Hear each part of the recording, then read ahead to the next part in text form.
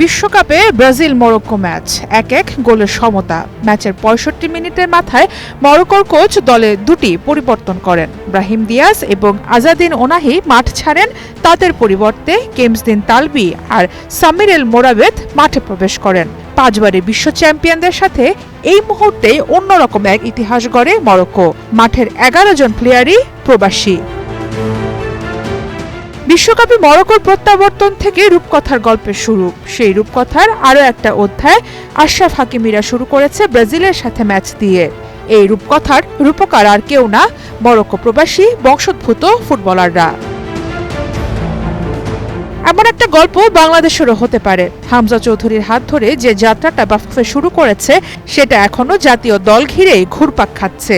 বয়সভিত্তিক দলে প্রবাসী ফুটবলারদের নিয়ে এখনো অদৃশ্য সিন্ডিকেটের প্রভাব আটকে রেখেছে বাংলাদেশের ফুটবল।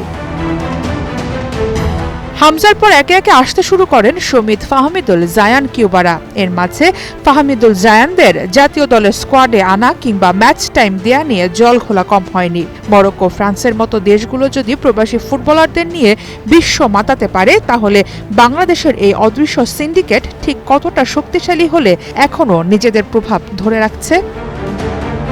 এদিকে ব্রাজিলকে টাফ টাইম দেওয়ার পর মরক্কোর ফুটবল ফেডারেশনের সভাপতি ফৌজি লেকা ঘোষণা দিয়েছেন, ফাইনালে গিয়ে লামিনে ইয়ামালকে দেখাতে চান মরক্কোর জার্সিতে না খেলে কতটা ভুল করেছেন তিনি। ইয়ামালকে আফসোসে পোড়াতেই পারে মরক্কো। অ্যাটলাস লায়ন্সরা যেভাবে ডমিনেটিং ফুটবল খেলছে, তাতে ফাইনালে উঠে চমক দিয়ে দিলে অবাক হবার কিছু থাকবে না।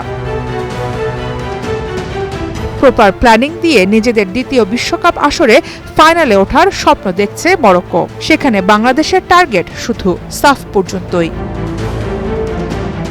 সারা মাহবুব, স্টার প্লে।